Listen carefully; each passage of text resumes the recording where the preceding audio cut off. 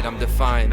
Hard labor, I came here to modify the system. Take them down if they ain't listening. Straight demolition. From young, everything resistant. Good times I don't really miss them. Gotta pay the cost, no tick. Wick, this hard labor and I'm kicked.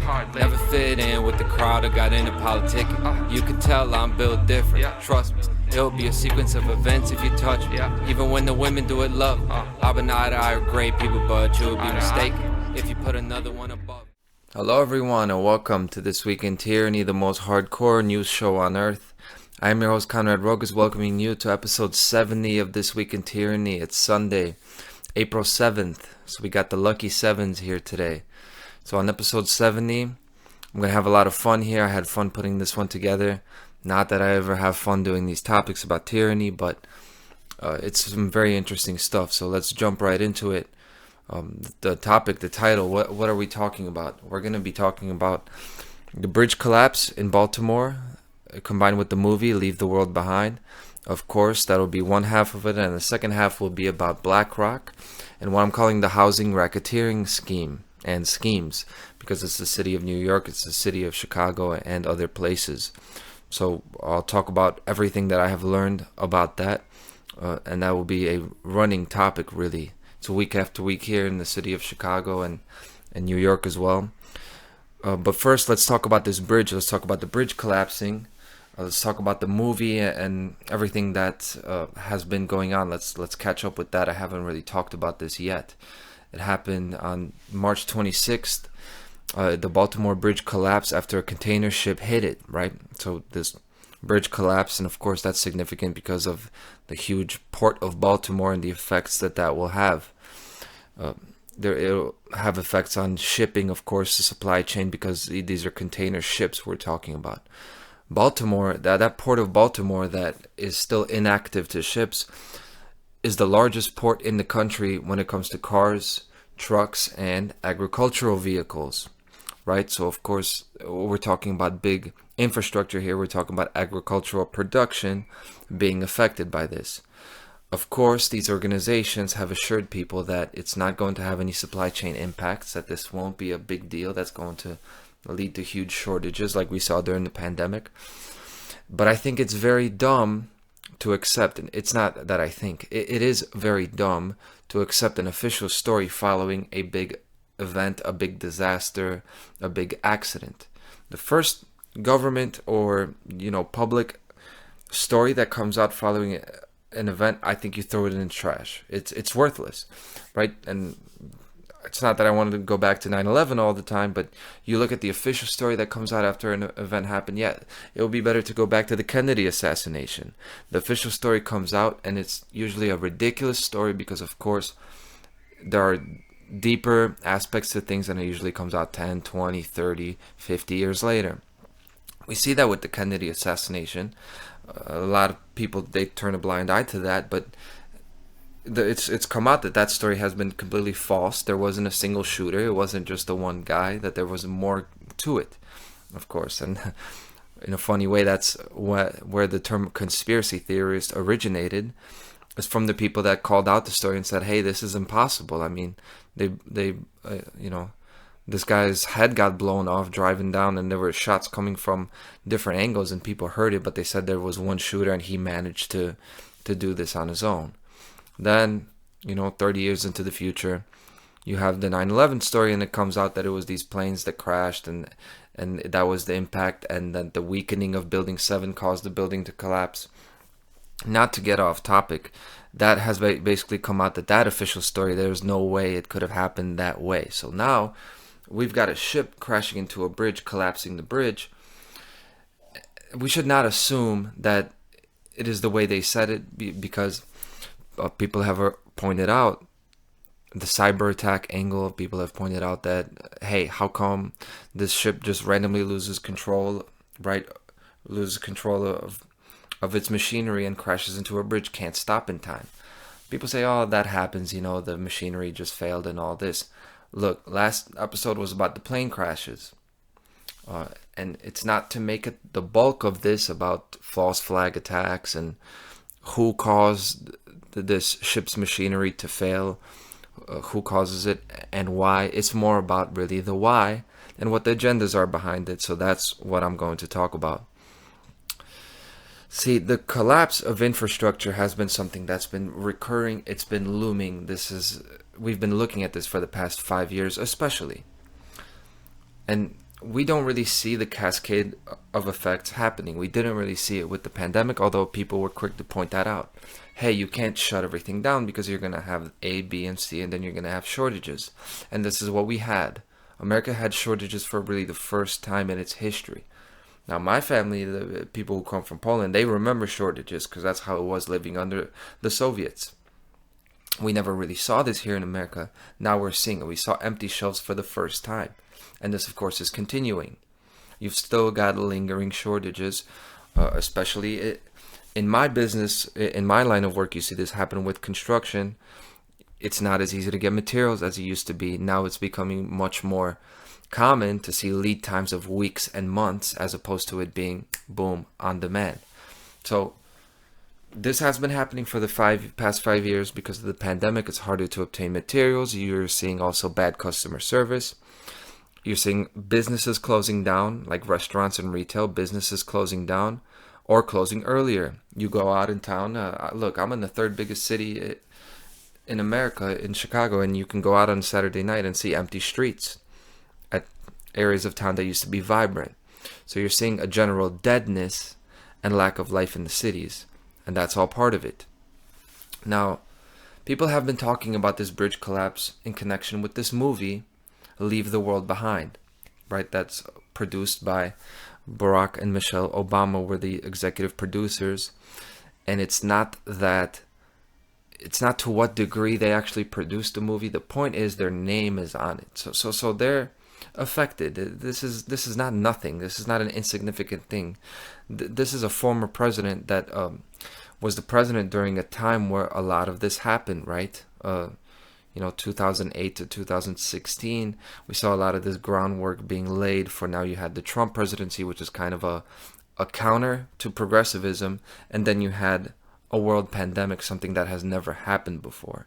This is a very important transitional time, and even though for me, presidents have no power at all, so I could give a shit what Barack Obama does or his wife, because it doesn't really matter in the grand scheme of things. But when we see people that are influential attached to projects like this, like movies like this, it is significant. So I am going to talk about it and clear up a lot of things while we're at it, because there's also a lot of misdirection with this movie and people being led in a direction that takes them away from reality. So we will talk about that, but first I want to mention, when you see somebody producing this movie, it's not just, let's look at what their company is called, right? Barack and Michelle Obama's company is a new one, their film production company. They started in 2018. It's called Higher Ground Productions. Now, to me, it's interesting. Look at their logo. You've got these bars, and it's like a staircase. It's going up to higher ground. But the iconography of this, for me, is very similar to a pyramid, and you see the light at the top. So, of course, we know where that comes from, right? The whole pyramid thing. And I'll talk about more of that symbolism. What is this higher ground, right? What kind of ground is it? Where are we going from and where are we going to? But first, let's dive into the movie. This movie is essentially about this family renting a house for a getaway, right? Vacation. And then a cyber attack hits the country, emergency alert systems, and then you're seeing all these events occurring, all these disasters, and society gets shut down. And then the homeowners of that home that the family rented, they return and they stay with the family that rented the house. And basically that provides the base for the conflict in the movie. It's these two families. And then, of course, the conflict of the actual external threat itself, society collapsing, the cyber attacks, the disasters. Now, I personally have not even seen this movie yet, right? I just found out about it this week.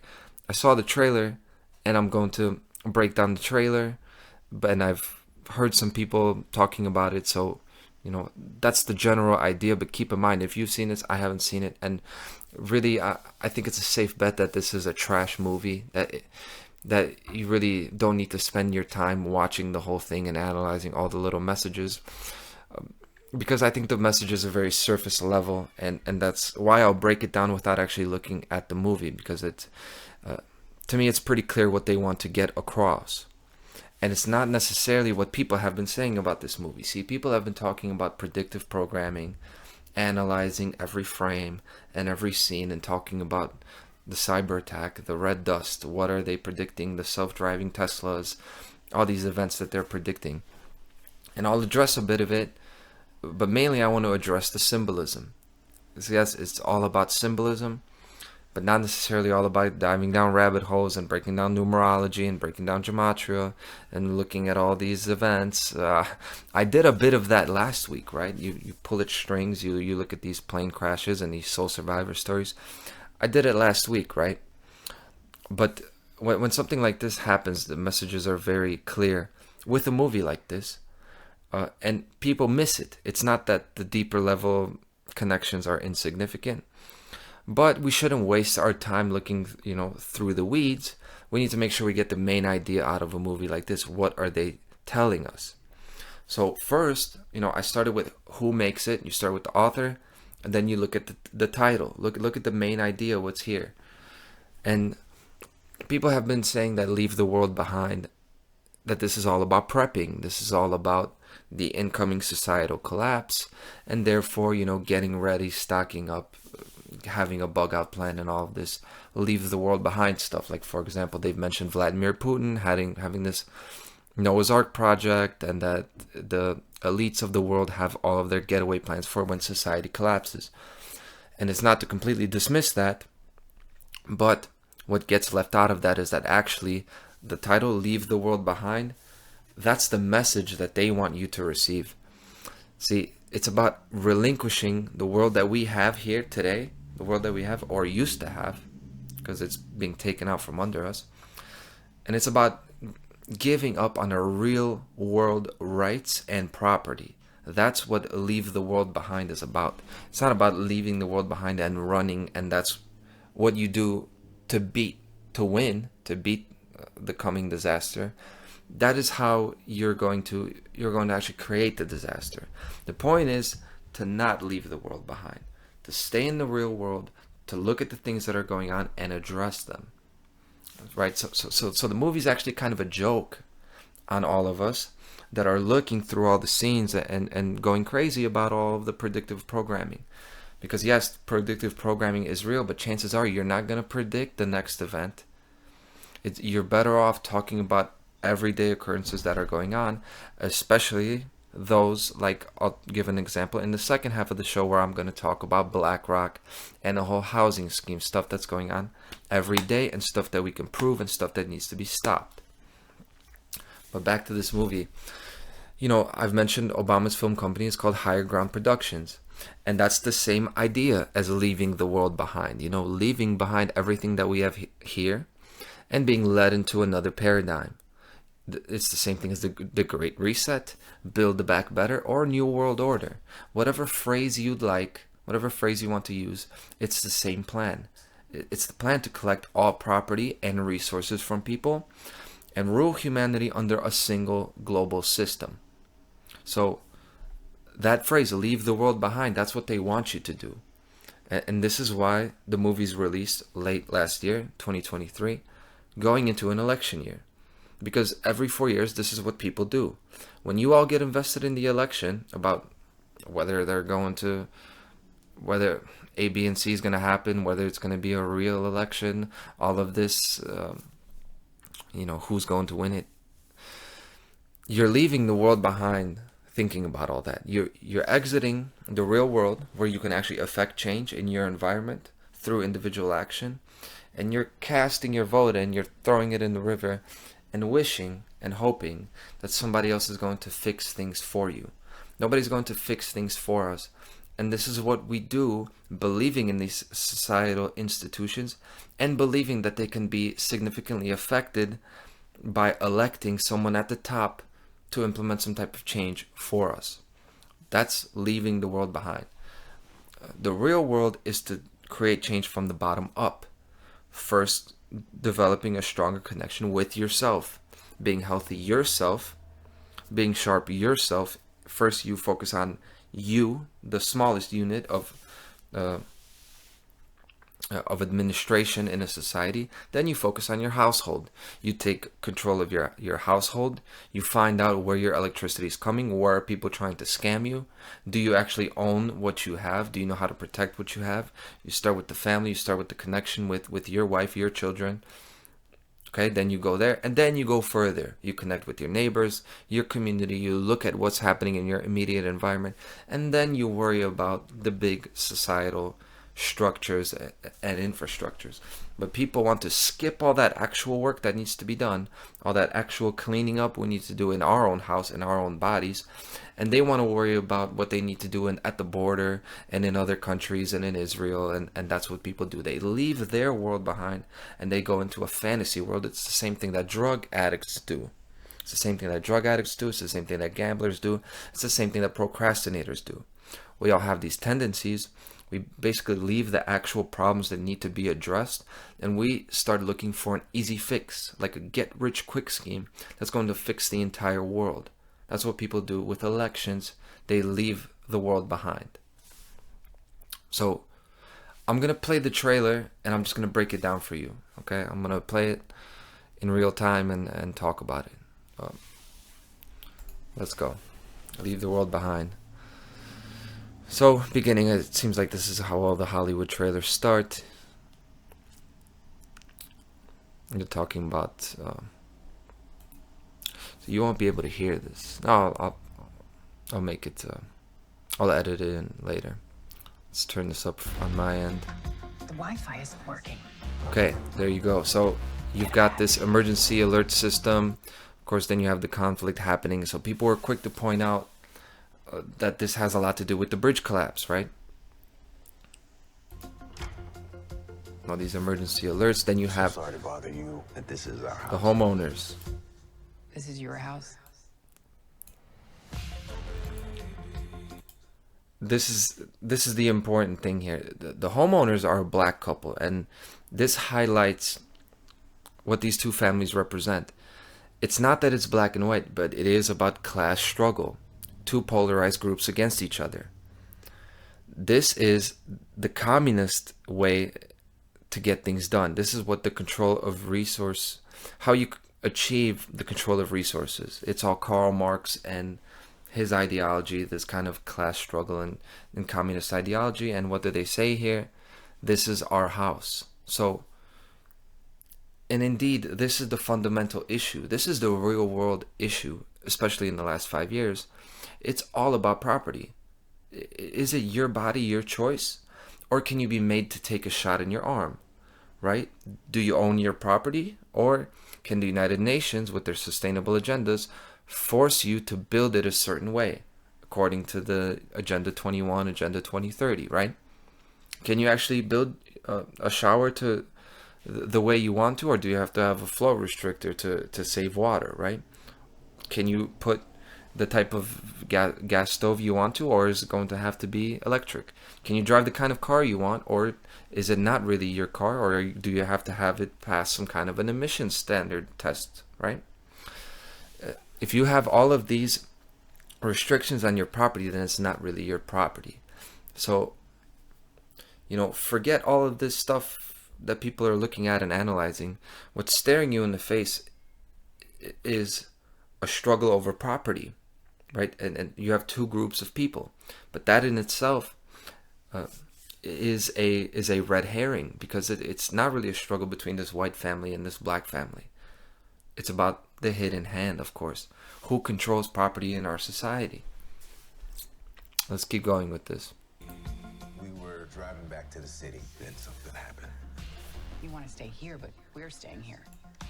We need to get them out of here. They need to think everything's gonna be okay. And then you have this ship, and this is what everybody's talking about, because that ship scene is here. Oh, cyber attack! Hey, the World Economic Forum happened to do a global risk report that I talked about a couple episodes back, and what did they say is the immediate threat for the next for the upcoming next few years. Natural disasters like wildfires, stuff like that, and a cyber attack. And here you go, you see it in this movie here. So that is 100%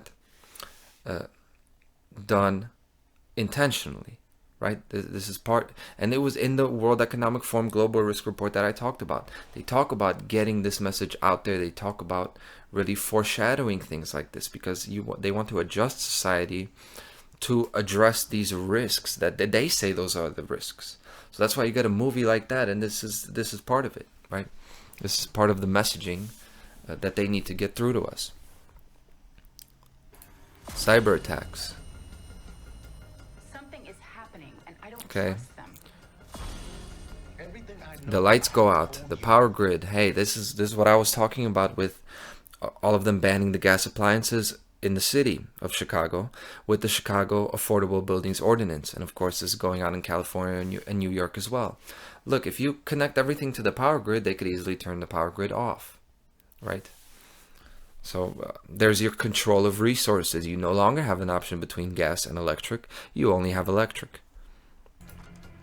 I don't believe you. I would do anything to protect my family. And then you got this whole thing, the struggle between, white family, black family. Hey, self-driving white Teslas, the whole AI thing. Part of this is just making a Hollywood movie, but you're about to hear the important thing in here. Picking up on what's going on out there. Picking up on what's going on, right? Whatever it is, it's happening to all of us. I just want to know what is the truth. What is the truth, right? And it's almost a joke, right? It's like conspiracy language. It's like, this is what we talk about, the truth movement. We talk about the agendas behind what's going on in society. So people have been going crazy with this, going through all the breakdowns and breaking down every frame. And of course, this can't be done. You can dig into this movie just like, we dig in and try to explore life, going down rabbit holes and pulling at strings and uncovering mysteries. But really, unfortunately, reality is staring us in the face on a daily basis, and reality is actually not cool. It's not freaky or scary at all. It's really a joke. See, the reality is we've given our house up, just like is depicted in this house. We're not as depicted in this movie. We're giving up our property. We're not actually controlling our lives. We're going on vacation from our lives, like they do in this movie here, right? This is what we've done with the world. And now there's all this fear and anxiety. And of course, the movie plays on that. It's this fear and anxiety because people don't understand the world they live in. And they don't understand who is creating all the actual big threats to us and our families. In this movie, I don't think it's very unclear what is going on, who actually attacks the country, right? That's intentional, to have you out there in limbo. All that you can see is the conflict between white and black, And you can see that as America and the migrants. You could see it as Republicans and Democrats. It's a false divide. The actual big threat is unseen. And the threat is a select group of people that sees itself as being superior to everybody else. Right? It's these people that don't work or produce anything. They meet at Davos, and they meet at Brussels, and they meet at Bilderberg, and they talk about how they're going to use and take the things we produce. That's the whole thing here, okay? And it seems that's kind of like old news to people. A lot of people know this, and that's their general worldview. But still, they focus on predictive programming and looking into movies and this, and they still talk about voting in the election. They still talk about Donald Trump and supporting him. So that's why I want to address it. And also I'll address the ship. I didn't talk about that yet. This is the whole reason that this movie actually got attention, is because right after this ship hits into the bridge, and by the way, that happened on March 26th. And I talk about, March 26th and the occult season of sacrifice last week about all of these, 6 people died. This is also a human sacrifice, not just a symbolic ritual. People are actually dying in these accidents. And indeed, that's what they do in March and April what I didn't mention last week is that the massacre in World War II in Katyn, where basically the most able and the most skilled of the Polish military that fell into captivity after World War II, 22,000 of them were executed in a forest, which in what is today Ukraine. They killed 22,000 people, shot them in the head systematically. The communists did this. And they began it at this time, around when the springtime starts, March 22nd, I believe, that they began, and all through March and April. They were killing people, 20,000 of them, mass graves. And I talked about March 26th, which was the Heaven's Gate cult suicide. This kind of stuff happens, and it's all tied in with the occult, and I won't really rehash that again. But then you had this collapse of a bridge, which is, of course, an important point in the network, in the artery of transport in America, and therefore the whole world. The supply chain, how it affects farmers. You got a ship that happens to just hit into this bridge. You have a big disaster going on, and now you have a ship in this movie going into land. It doesn't hit into a bridge, but it drifts off onto the beach. So of course the ship and everything, clearly people spotted this, and they talked about the name. What does it represent? The White Lion is the name of the ship. What does the White Lion represent? So first of all, what White Lion, you have to look at the way it sounds. I don't think anybody's pointed this out. It's white lying, like a white lie. And white lies are the excuses that are given for why bending the truth is okay. And this is, of course, what governments do to us, how they explain time after time after time why information has to be concealed, why it has to be taken from the public's eye, and why we have to be lied to, why the masses always are lied to by the ruling classes. It's these little white lies. They call it Homeland Security, right? National defense. All of these bullshit reasons for why we can't actually demand an answer. Why are you putting sodium fluoride in the water? Fluoride is a poison. Fluoride was put in the concentration camps to make people indoctrinated and to make them mentally inept. This is a rat poison. Why is it in the water and being told to give to children? That's just one example. Why can we not figure out what is being sprayed from the planes with geoengineering? It's clearly geoengineering. It's persistent clouds. They're not jet contrails. Just some examples, right? And you got little white lies.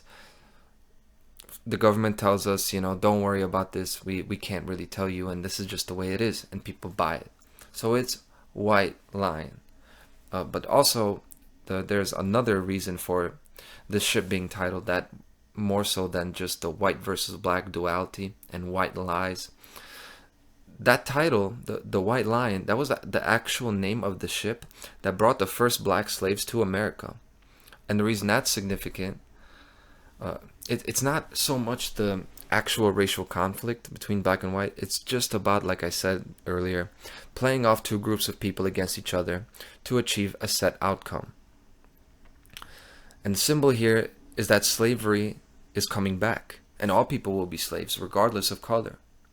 See, today's society caters to minorities, but not to actually help them and improve their life. It's just enough to hurt the silent majority, regular Americans, and fundamentally hurt their way of life.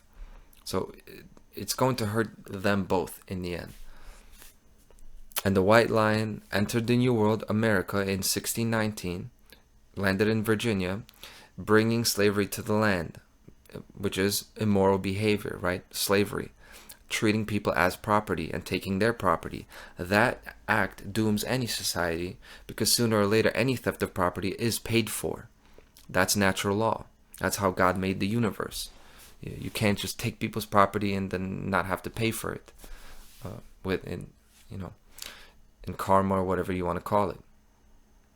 And now we're entering a new world today, right? The last 10 years, 5 years, new century. And in this new world, freedom is going away and being replaced with what?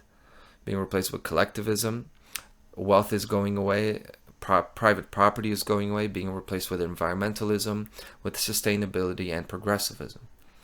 And that's what the ship hitting the bridge, right? The Baltimore Francis Scott Key Bridge. It's literally called the Key Bridge. And Scott, by the way, I'll talk about that last name, Scott. The bridge is falling, the Key Bridge is falling, and then in this movie, the ship is landing on the beach, representing like striking land. So it's hitting the new world and transitioning to a new system from sea to land, like evolution says. So, and it's just like on the back of a dollar bill. It's a transition to a new system. That is why you have a pyramid on the $1 bill, because it represents the building of a new structure, and it's unfinished. It doesn't have the capstone because it's a work in progress, and it tells you in Latin that the work in progress is called Novus Ordo Seclorum, which is what? New world order, new secular order, new order of the world. So that's all it is. It's a transition to a new system, and that is the big deal about this movie. It's actually pretty clear. You actually don't need to watch the whole thing. You can just watch the trailer, because this isn't Alfred Hitchcock or Martin Scorsese or Spielberg even. This is the Obamas producing it, so it's not going to be a good movie. So don't worry about it, okay? Let's not waste our time. Let's look at what really matters, and this is about the dark great work being completed. And if we get caught in the weeds, we're the ones leaving the world behind. Okay. That is the occult symbolism there. Let's go to the second half of this week's episode, and we'll try to make this episode shorter than an hour. Don't want to have too much fun doing it, right? This is about big corporations driving social change, right? So we're going to talk about BlackRock, these big corporations, and the housing schemes. I mentioned the Francis Scott Key Bridge. Big corporations driving social change, that actually has its roots in technocracy, which I talked about 2 episodes ago, and I talked about the founder of Technocracy Inc. in 1933, Howard Scott, giving that speech at the Morse Hotel in Chicago. I talked about that last week. So Howard Scott. So this bridge collapse, you see it, that last name Scott being an homage to technocracy. I think that's a good bet. Another thing is, I neglected to put this in my notes, but this family's name in the movie Leave the World Behind, I believe the black gentleman's name is George Scott. In the actual book, which is a lot different than the movie, his name, I believe, was George Washington, but then they changed that. There's a reason for that. You don't want to make him seem like he's George Washington or something he's not. They changed it to George Scott, though. And then Howard Scott, of course, is the founder of Technocracy Inc. And technocracy is this idea that today we see it in the World Economic Forum and the United Nations. It's this idea that not the people will elect their officials and they will run society. No, this select few technical group of experts, the scientists, the engineers, they will run society, meaning the elitists. Okay?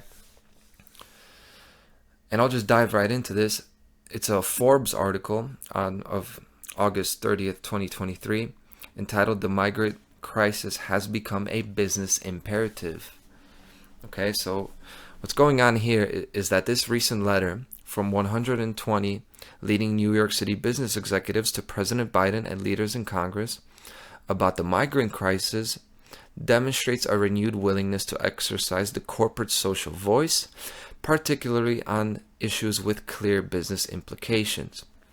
So they're saying that, hey, businesses are becoming interested in where society goes, not just making money.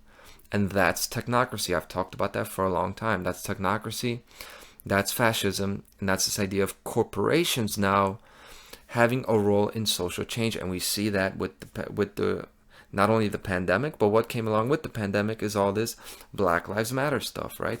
All of a sudden now every corporation has to put out a statement about how they support LGBT, they support minorities, they support women, they support all these other groups. Does it pay off financially for them to do this? At first glance, it does not. So why are they doing it? Well, this is what I've been saying, and I call this the occult web of control. It's not just government that's in control. It's corporations, it's banking, it's education, it's all these small portions of all these groups, right? They are the ones engineering society. And that's what technocracy is. It's a group of people that don't actually produce anything. They are just in key positions, and then you have an oligarchy or an elite occult class that is directing social change. That's technocracy, and that is what we have here in this article, and they're going to tell you all about it. They're going to admit to it. This letter was sent in support of New York Governor Kathy Hochul's request for federal assistance to address housing, education, healthcare, and other issues arising from the influx of asylum seekers from Venezuela and other Latin American countries. I talked about Kathy Hochul on a few episodes back too, right? So not to, pat myself on the back too much, but all this stuff I'm talking about, I'm being very on point, where you see the next episode relating to the previous one, and I didn't even have time to start this until like about yesterday for an hour or two before I had to leave, and then I barely have time to do this, but it's so clear. These episodes write themselves. So these are 120 business executives. They're writing a letter to Congress because the New York governor appealed to the federal government for help. Like, hey, we need help with all these migrants. Where are we going to put them? Okay. And basically these business executives, they're saying, wait a minute, you don't need federal help. We can help you. We can give you some corporate help.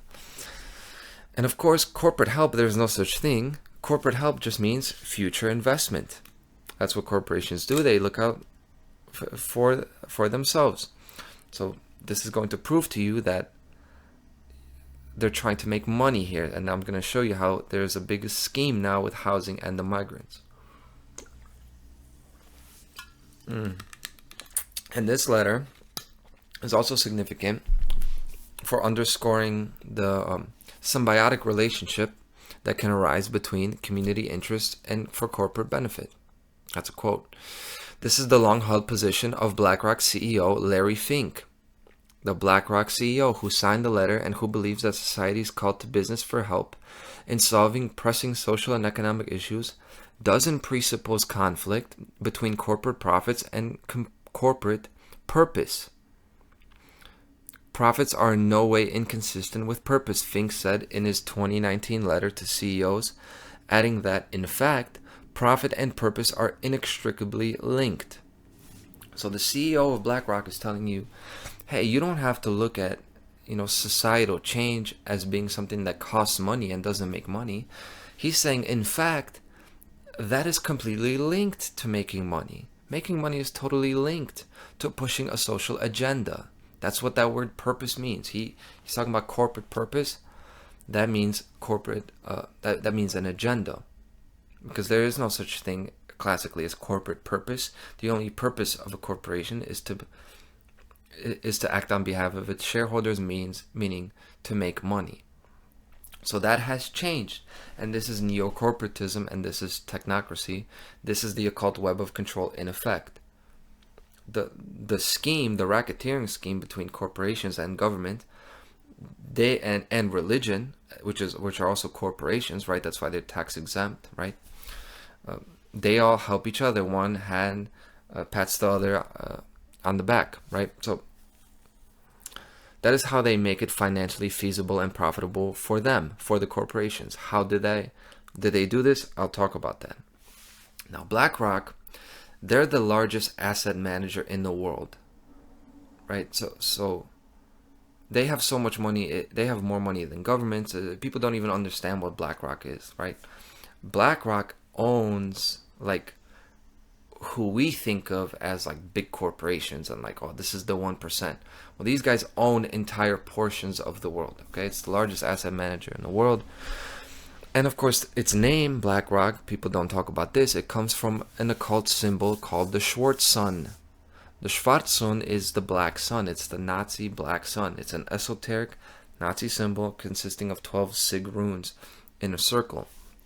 And what people don't get is that those 12 lines, the number 12 represents the sun. That's why you have 12 zodiac signs. That's why you have 12 months in a year. Okay, because the 12 is the 12 chambers, the 12 months on the wheel, on the path that the sun takes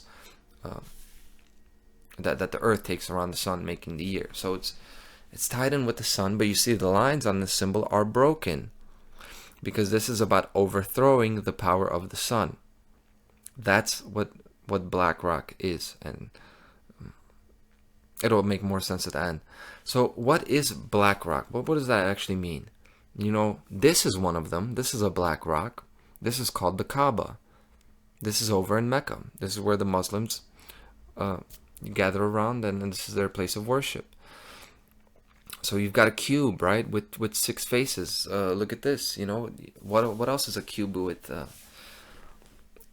You can show it this way. You can show a cube this way. It makes a hexagon. Now, a hexagon is interesting because there's a hexagon on Saturn's North Pole. Like, they have actually discovered it. There's a hexagon, and by the way, Saturn is the 6th planet from the sun. Historically, Saturn has always been associated with the color black, and therefore being a counterforce to the sun, to the white golden light coming from the sun. Saturn was known as Kronos. He was known as the devourer, right? Saturn was seen as the limiter. Father Time is Kronos. That's why we say chronology. That's time, right? The flow of time. Chronological order is in time. So that's Saturn. It's always been seen as the black counterbalance to the sun. And the black sun represents a system of global government as opposed to the actual sun, which is the natural government, right? It's the battery, and the system of life for us is the sun. The sun controls photosynthesis. It controls all organic processes of life. Now, the Nazis, which I connected in 2 episodes ago, I showed that Nazism is the continuation of technocracy. They're really offshoots of the same thing. They are all about the black sun because they're all about them. There's this kind of an elite group of people controlling the flow of society, as opposed to the natural structure of society, which is the most capable, right? The most capable and the most moral people will advance and lead society, and people get what they deserve. That's the natural system of government. It's justice. Everybody gets what they put in, right? Now, this is the opposite of that, right? Nazism, technocracy, the United Nations, World Economic Forum. And in 1933, Heinrich Himmler, right, Adolf Hitler's right-hand man, he obtained the Wewelsburg Castle, and he put this symbol on the Wewelsburg Castle, this black sun. And later, he made that castle, and specifically that place with the black sun on the floor, he made it a ritual chamber for the Nazis, which people don't get is a satanic cult. Just like communism is a satanic cult. Except the communists don't use a black cube or a black rock or a black sun. They use a red star. That's a whole nother story. So there's a couple examples of a black rock. Here's another example of a black rock. It's the Seal of Solomon or the Star of David. This is another hexagonal star. This is just the cube. Look, the Jews are supposed to hate the Muslims so much, but they're using the same symbols. So what's up with that? And more so than just the 6-pointed star, they actually wear the black cube as well. Jews wear the tefillin. A tefillin are the black cubes with the strings attached, actually. And the tradition in Judaism is to wrap them around the arms, specifically the right arm, and then that's connected to an actual black cube, and they put it on the head, on their forehead. And it's actually called a mark or a branding. Now, what is it a mark of? A sign on the head, a six-pointed sign on the head. Well, what is 6 a number of? What is that the mark of? Just, you have to go no further than the book of Revelations, right? About the beast. I really should have put it there. I could find it in real time. I forgot to put this in my notes, but it's alright, I found it. This is Revelation chapter 13. Then I saw another beast rising out of the earth. It had 2 horns like a lamb, and it spoke like a dragon. It exercises all of the authority of the first beast in its presence, and makes the earth and its inhabitants worship the first beast, whose mortal wound was healed. It performs great signs, even making fire come down from heaven to earth in front of the people. And by the signs that it is allowed to work in the presence of the beast, it deceives those who dwell on the earth, telling them to make an image for the beast that was wounded by the sword and yet lived.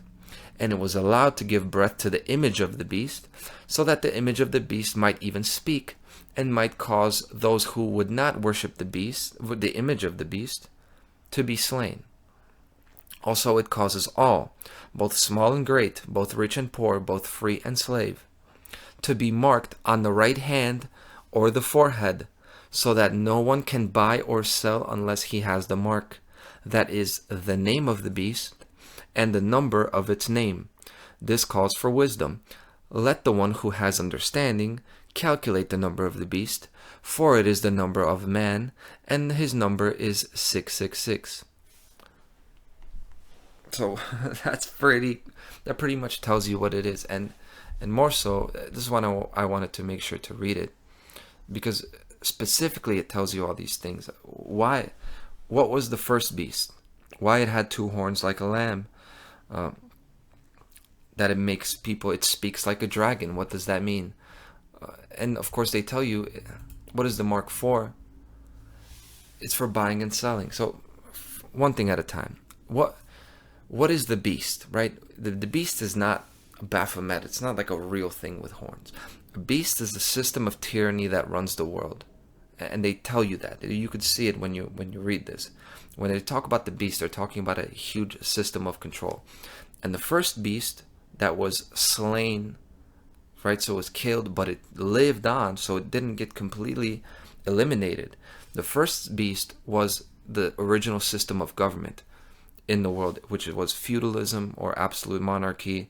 Or if you go back to originally who the first beast was the deceiver, the serpent in the Garden of Eden. It's the original system that took the God-given powers and gifts away from the people, right? That was the first beast. And it symbolizes on a deeper level the fundamental mistake of humanity, which is original sin, which people still don't understand. What the original sin is. It's the original mistake. It's the belief that people can replace God. In other words, moral relativism. It's replacing the sun with the black sun. That's why I'm talking about this, because it's related. That's the belief that right could be wrong and wrong could be right. Right?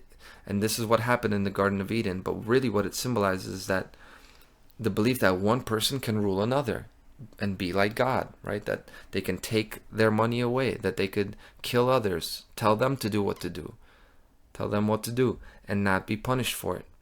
That is what the system, that's what the elites want to do. They want to do evil things and get people to do evil things and not be punished for it and avoid the natural law, avoid natural karma.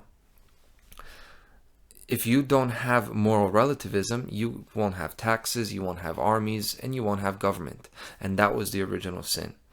It's the replacing of natural law with human law. And really what it is a logical flaw. It's breaking the fundamental law of logic, which is A equals A. And that's what humanity has done. That's the original sin. It's not biting an actual apple. It's not that you listen to Eve and all this stuff. What it means is people defied the laws of the universe, which is that if it's right, it'll always be right, and if it's wrong, it'll always be wrong. And people can't just do whatever they want to and not pay for it.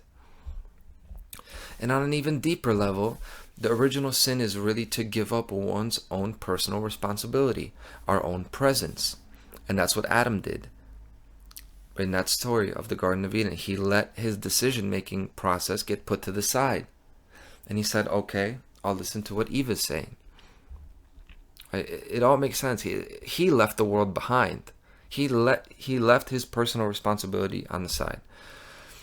And look, that's the reason the Bible makes so much sense, and why this ancient text is talking about things that are going on today, and why it speaks to so many people. Because it's all part of the ancient real story that's actually written in our hearts and our genetic memory. So we are playing the story out. That's why the Bible makes sense. That's why these things are totally applicable to daily life. And these things are going to play out over and over and over again. And we will continue to play it out. But you see, Revelation is the last book of the Bible. See, it's open-ended. It ends with the book of Revelation, and then this whole big war, and then this big crisis. And the reason for that is because we are actually writing the story with it. We are writing it today, and it has not ended yet. It's actually all about personal choice. And we make the choice, personal choice every day, whether we sit there like a coward and let Jesus get crucified, or we change, okay? We make the choice and we tear down the systems of control and call the liars and thieves and murderers out on their crimes, speak up and take back our personal presence. I talked about Adam giving away his presence to be where he is. You know, present means gift. The present is a gift. That is our gift from the Creator. To be conscious, to actually be where we are right now. And that's what the redemption is. That's the antidote to original sin. Right? We take responsibility for our own lives. You don't vote. You don't blame others. We start following the ancient natural law ourselves, which is don't steal, don't take others' property, and don't let them take yours. It's not just love your neighbor as thyself and don't take anything from them. It also means that when somebody takes something from you, you make sure they don't get it. You put them down. That is the natural law, okay? Don't support theft and violence against others as well as against yourself. And you know, someone asked me this week, you know, if I'm conservative. And many people would say that I am. Because conservative means, the word conserve means to keep from going bad, right? To close it. You're conserving it. So there are things that should be conserved, right? It should be kept from going bad and spoiling, like the family unit, the connection between man and woman, and the precious and delicate environment that is necessary to raise a child in and bring him up. That should be conserved. Those are good conservative values. Another thing that should be conserved is the right to individual property, right? This is what classically conservatives believe in, which means that if you make $1 million and I make $10, I don't try to take some of your $1 million from me. I worry about my $10 as long as nobody takes it from me, and I worry about, you know, getting what I need out of life. So, people hear that, they say, oh yeah, you're a conservative. Well, that's what conserve means. Now, liberal, to liberate, means to free something, to open up that conserved jar and to let it get out, to release it. So I'm going to give some liberal examples. Like when I say natural law, that's not just a conservative law, it's also a liberal law. So what are some liberal things that are part of natural law? Like drugs should be legal. All drugs should be legal because it's your body's your property and nobody can tell you what to put in your body. But let's not pretend that corporations and governments are not out there poisoning our children. Right? Should it be illegal to put a substance in your own glass of water? No. But if you're poisoning the water, if you're putting fluoride in the water that children drink, well, yeah, you should be taken out for that. But this is why, legalization of drugs, that's like a liberal thing, right? But it is the truth. It is part of natural law. Now, the border, that's a controversial one, but the truth is the only real border is the borders of your body, the boundaries of your property, your body, the place you live, the things you actually own, like your house, your car.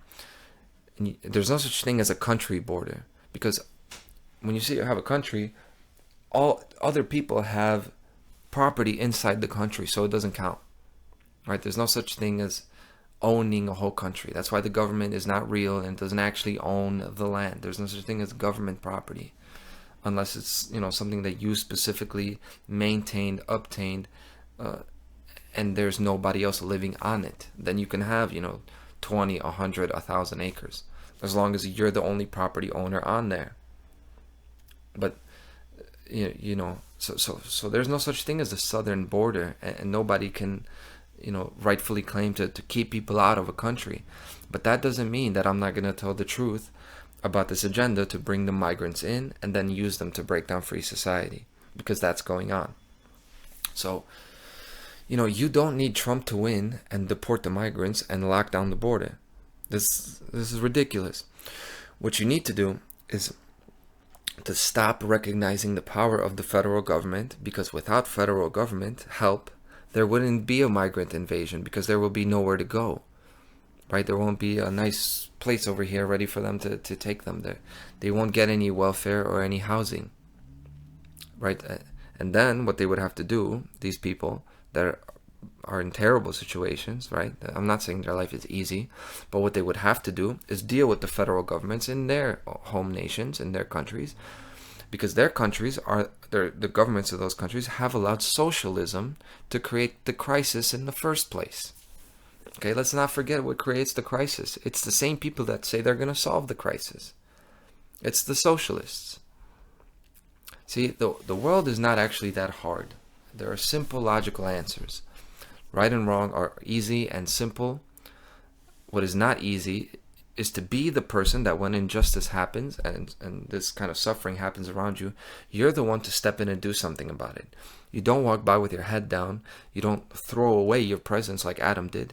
You're there to do the work. Be there to do the work, to help. So, back to the beast. The first beast of Revelations became the second beast, which is what? The second beast has 2 horns and speaks like a dragon. And what that is the 2 horns that are the parents. They're the abusive parents. And I talked about that 2 weeks ago, that this is the modern system of government. They used to be the ancient system of government. That today is the 2 parents, communism and Nazism, or social justice and technocracy. One uses the black rock or the cube, the number 6, right? And the other uses the red star, which is the number 5, the 5-pointed star. And that's why the book of Revelation says that 666 is the number of man, meaning humanity, the 3 sixes, because it's the one that uses the black rock and the cube. That's the abusive father of today's society. It's the male horn on that beast. Remember, the second beast will have both of the horns. And by the way, in that movie, Leave the World Behind, they have these weird, strange deer. They have a thing with the deer that's one of the spooky things, and people don't understand what the deer represents. Well, the stag god, the ancient pagan god Cernunnos, really it's about the ancient horn god, but it represents this in Revelations, having the 2 horns, right? The 2 polarities, white and black. The class struggle creating a synthesis. This is called the Hegelian dialectic.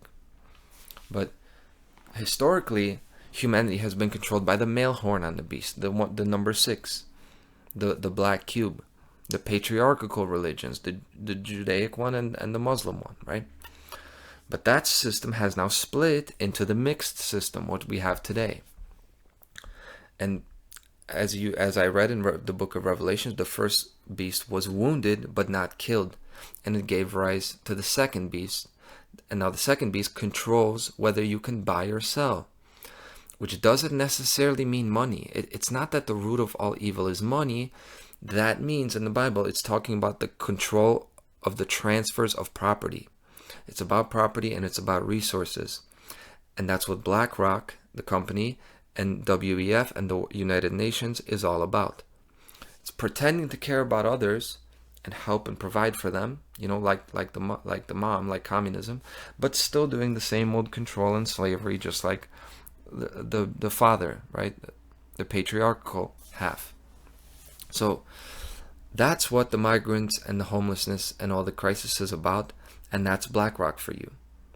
And the whole story is that BlackRock they have this partnership with the government where they're going to build all these new housing projects in New York, and then the taxpayers are paying the rent for these people that are being brought from all these other countries, and then they make money through all the construction, all the subcontractors. All of these people are going to make money on it, and they're still going to charge these people for their rent, and they're still going to take support and grants from public funds And basically, this is a racketeering scheme. This is an illegal mobster scheme that BlackRock is a part of, and that's why the CEO of BlackRock is leading this letter of 120 business executives, because they're basically creating a new scheme to make money from the people. It's scamming the people. Now that's BlackRock and New York more so. But here in my city, you have a different public-private partnership, same idea, but it's different. This one is specifically with JP Morgan, and this happened just this week as well. The Lawson House opened. They finished construction in the city of Chicago, which is a high-rise, and they just had a ribbon-cutting ceremony, and this whole meeting, it was a city hall meeting, where they were talking about this plan. The reason I found out about this is because This Week in Tyranny now has a field reporter in the city of Chicago. And, you know, that's how you know we've made it, because it's not just me doing this. I also have somebody helping me out that's going to, you know, keep an eye on these meetings and what they're doing. So, you know, thank you. And we'll make sure that work doesn't go to waste, and we'll talk about what happened. They open up this house and they have like 200 apartments. They're going to have these people living in basically luxury apartments, or, you know, at least nice apartments. But of course, you know, these are the people that would otherwise be homeless. And we now have a chief homeless officer in Chicago. Her name is Sandy Soto. Here's a picture of this glorious woman, right? And she actually talked about 5-year plans. We actually had that term used. 5-year plans now to deal with homelessness and the housing crisis in Chicago and housing the migrants. So people don't understand that today we have this mix of Nazism and communism, and 5-year plans. They were actually the plans that Stalin had, Joseph Stalin, when they were bringing in Soviet communism. They had 5-year plans, and they were their plans to transform old Russian society into new communist society. And I talked about the number 5 representing that red star, and that being the other half of technocracy. And indeed, we have a mix. So here in the city of Chicago, we have JP Morgan, you have BlackRock and all this. That's the technocracy part, that's the fascist part, that's the part where they're just going to take your money, and they're going to have corporate schemes and all that, and they're going to do their thing. And then you're also going to have the other half, which is the redistribution of property, right? So we have to pay for these people to not pay for their rent and live there in these apartments that I cannot afford. I go there to fix up the, you know, these are the people that have a lot of money, that they hire us as construction workers, as contractors, to remodel over there, and that property is now being used, and we are paying for them. We are paying for people to live there. And you got your 5-year plans now. So I'm going to mention some of Stalin's 5-year plans real quick, even though this episode has been going on for over an hour now. Whatever. We're going to talk about it. Each 5-year plan, when they did this starting in, 1919, each 5-year plan, 1928 they started. They dealt with all aspects of development: capital goods, consumer goods, transportation, communications, health, education, and welfare. However, the emphasis varied from plan to plan, although generally the emphasis was on power, electricity, capital goods, and agriculture. That's what we're seeing today. That's what goes when you see bridges collapsing. That's what goes when you're seeing them banning gas appliances. That's what goes when you're seeing them banning gas cars. Right? You're consolidating electricity, capital goods, and agriculture, the whole thing with the farmers now that are going to be affected by the crashing of this bridge, which is going to create a shortage of agricultural vehicles. Now, hey, they're supposed to open up this bridge in late April already, or May. But the actual effects, who knows what they're going to be. I'm definitely not going to let that go. So Stalin's 5-year plans, for the first one, they mobilized everybody. They put these high quotas. They, basically under threat of violence, they made people go crazy and produce all this stuff and set goals that were unrealistic, but they let people produce, so production went up. So this was a big success. First 5-year plan. It was just like what happened after the pandemic. See, we did the same thing. First we shut everything down, and then everybody opened, and then gas prices went down a lot.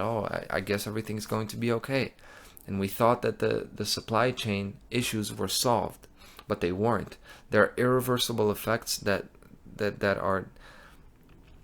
people are feeling. There are restaurants that close down, not just restaurants. There are things that you can't get anymore, products that are out of production, and that will never be undone. They did that as a result of the lockdown, and then everything opened back up, and then everybody thought it was a success. We thought we got away with it. That was just like Stalin's first 5-year plan that went from 1928 to 1932. Now the second one didn't work as well. They were trying to increase production.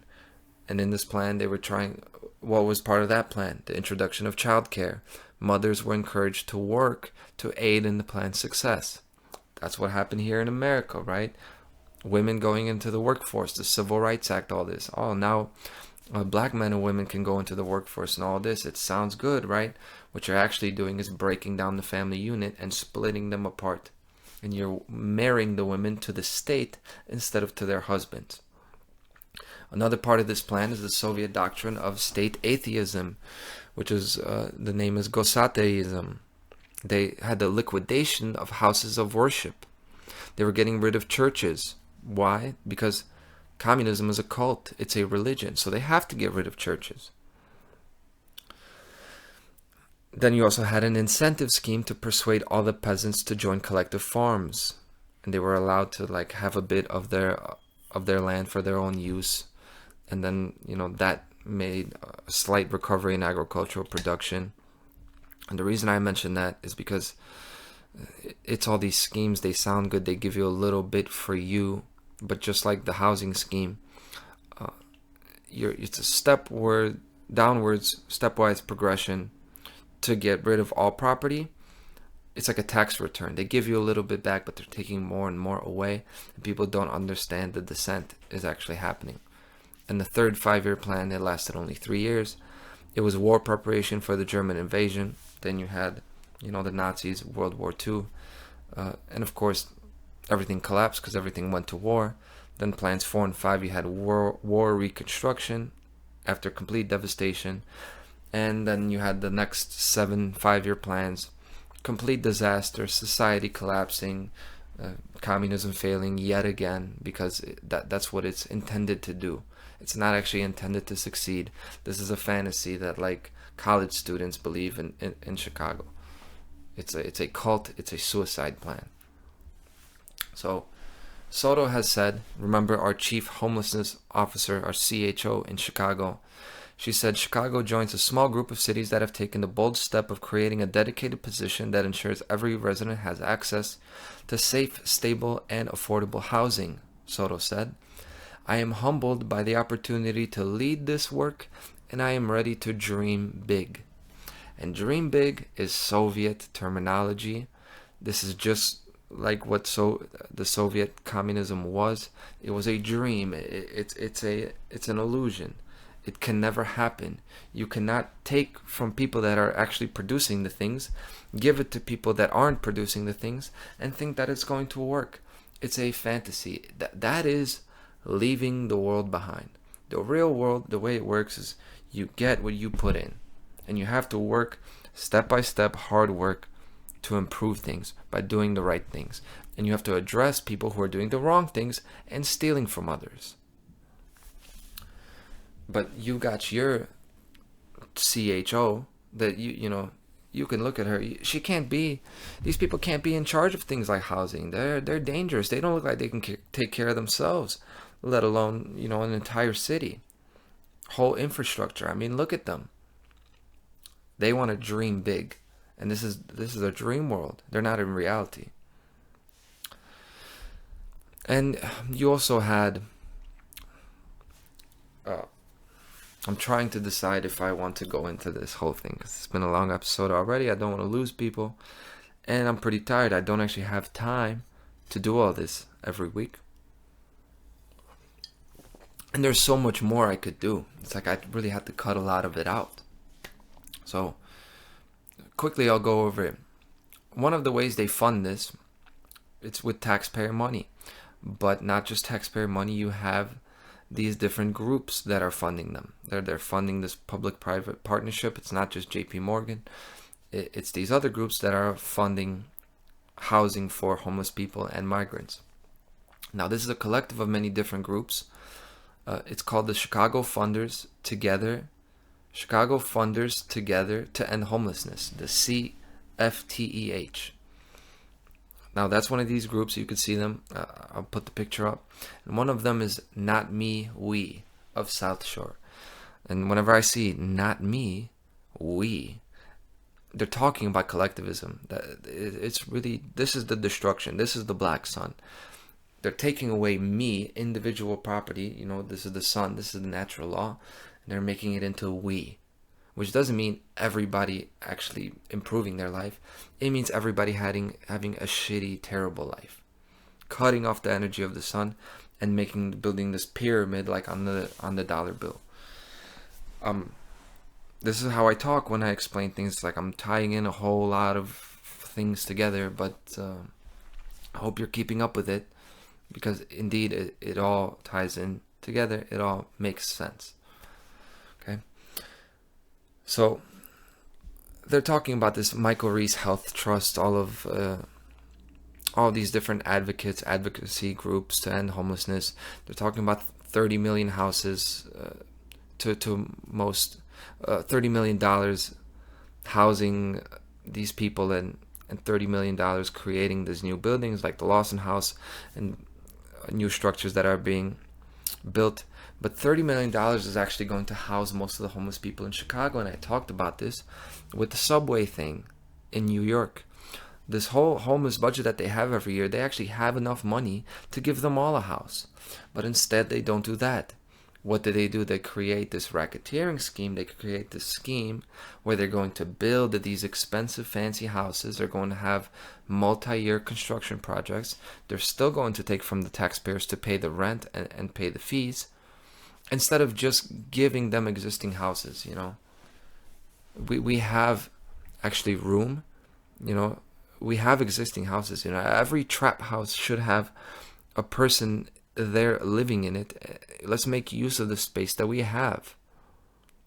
And you can pay for their rent. You could pay for, you know, the spots that are available. They cost like $500 a month. We have enough money to do that. We can house all the homeless people in Chicago. But this is not that. This is putting them in the best areas where it costs a shit ton of money, where it should be people, you know, that have earned or, you know, obtained their way to be there. But instead, you're going to take the best areas, you're going to build the best kind of houses and put people in there that don't even know how to manage that type of situation, because they're not from it. You know, these homeless people, they need help. They need help managing their lives. They need to start small and start step by step. But just like communism, they want to totally turn it upside down. They want to take things away from the people that are making them and give it to people who cannot produce it and they cannot maintain it, unfortunately. And it's not actually helping them. And, you know, it's true that housing is important to address, and you have to address people's animal-based needs before you move on to, like, important things in societal activity. And it's true that, you know, you can't expect these people that they don't have the same opportunity that I have, because they're worried about where their meal's coming from. But the way to attack homelessness is, first of all, take away the damn taxes, take away the fees, take away the stickers and all this, and let people just own something. Don't make it impossible to own things, because if you want to own anything like a car, it's such a big capital principal cost that is needed that you basically have to totally be tied down to the system. And this whole thing with credit and borrowing and bank accounts, it's no wonder that you have a homeless crisis. But the reason you have it is because you have this whole government, federal government, that's taking resources away from the people. And BlackRock and JP Morgan, long story short, I'm going to wrap it up. They're making money building these structures. The taxpayers are going to pay for the grants and the welfare programs. And this is what the migrant crisis is for. And this is what COVID was for. COVID made people afraid. And it created that uncertainty, that wiggle room for significant societal change without pushback or resistance. So you're getting people more scared, more, you can lead them into a certain direction. You bring in the migrants who are in a shitty position as well. You create the black and white polarity. Nobody knows what to do. And now you're redistributing, you're taking from one group, giving to the other. You're creating a class conflict. And they're in a position where, because of the fear and anxiety, they don't know what's going on. And you, as the top dog, as the elite, are taking the resources and money from both of them. Property is taken away from those with more power, given to those with no power, and what the result is no one has the power to create any change. And no one is in a position where they can be present, where they know what's going on, and they take the necessary steps to change it. And that wraps it up well, and that's it for This Week in Tyranny. Thank you for spending this time with me, and I'll see you next week. In this tournament, the chosen few shall be triumphant and the devil will be decapitated. So you can keep your ducats and your dresses. I won't be emasculated. In this world of scientific madness. Scientific madness. My status is the baddest.